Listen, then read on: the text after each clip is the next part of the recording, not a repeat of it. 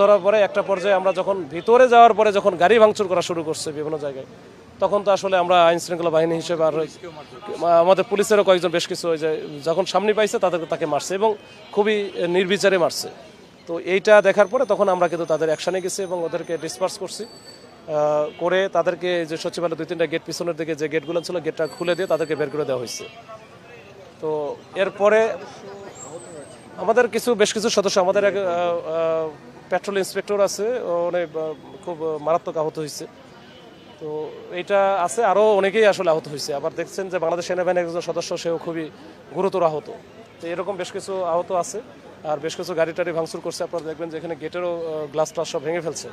তো এই ধরনের আচরণ তারা কেন করলো বা কিভাবে করলো, এটা আমরা পরে অনুসন্ধান বা আমরা ইনকোয়ারি করব বিস্তারিত। স্যারেরা, আমাদের সিনিয়র স্যারেরা আছে, স্যারেরা এটা করবেন। এখন পরিস্থিতি আমরা দেখছিলাম যে বেশ কয়েকজনকে ধরে নিয়ে আনা হয়েছে, তাদেরকে ছেড়ে দেওয়া হয়েছে কিনা নাকি এখন তো আটকে আছে? ধরে নেওয়া হয়েছে, আমরা যেখানে ধরছিলাম তখন সাথে সাথে ছেড়ে দেওয়া হয়েছে। ছাত্র মানুষ বা শিক্ষার্থী বিভিন্ন যখন আমরা করছি তখন কিন্তু আমরা ছেড়েও দিচ্ছি। এখানে এখন ধরা আছে কিনা আমার জানা নেই।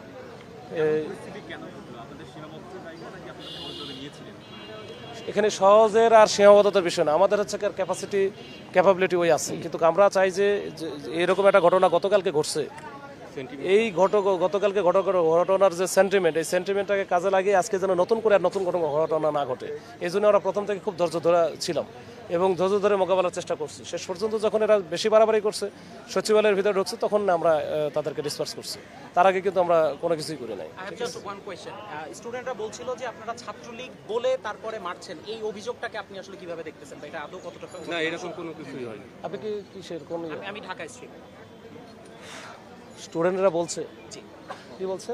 যে আপনারা ওদেরকে সেভারাল যে ইনজিউর্ড হয়েছে, আপনারা তাদেরকে মেরেছেন এবং অনেককে ধরেছেন এবং বলেছেন এরা ছাত্রলীগ করে।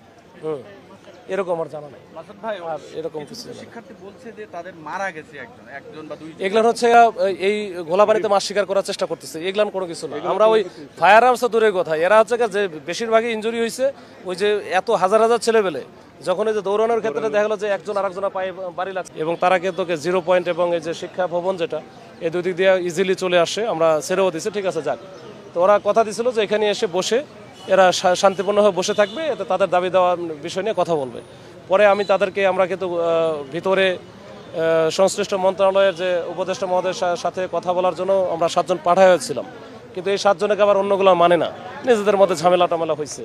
পরে আবার হচ্ছে এটা নিয়ে ঝামেলা হলো একটা পর্যায়ে, কিন্তু তারা দেখছেন যে এখানে ব্যাপক আকারে ইট পাটকেল মারা শুরু করছে। ইট কই পাইছে এখানে দেখি জানি না। পরে 1 নম্বর যে গেট আছে সচিবালয়ের মূল গেট, এই মূল গেটটা ভেঙে তারা কিন্তু ভিতরে ঢুকছে। এই ভিতরে ঢোকার পরে তখনও কিন্তু আমরা হচ্ছে হার্ড হইতে পারতাম, কিন্তু আমরা দেখলাম ওইখানে হাজার হাজার ছেলে পেলে, ওইখানে যদি আমরা কোনো অ্যাকশনে যেতাম তাহলে একটা বড় ধরনের ক্যাজুয়ালিটি হইতো। তো আমরা তখন একটু ধৈর্য ধরছি স্কুল কলেজের। তো ওইটার একটাকে কেন্দ্র করে যারা এইচএসসি শিক্ষার্থী যারা ছিল, তাদের আজকে পরীক্ষা ছিল, পরীক্ষা পিছানোর দাবিতে বা পরীক্ষা স্থগিতের দাবিতে, যে তাদের স্থগিতটা করছে বহুত পরে, অনেক রাতে। তো এইটা এবং আরও অন্যান্য বিষয় নিয়ে তারা আসে। তো এইখানে হাজার হাজার ছেলেপেলে আসে। প্রথম দিকে আমরা আটকানোর চেষ্টা করছিলাম। তো পরে যেহেতু ছাত্র বা শিক্ষার্থী, তাদেরকে কিন্তু আমরা প্রথম থেকে খুবই সফট আচরণ করেছি এবং কোনোভাবে বল প্রয়োগ করি নাই প্রথম থেকেই।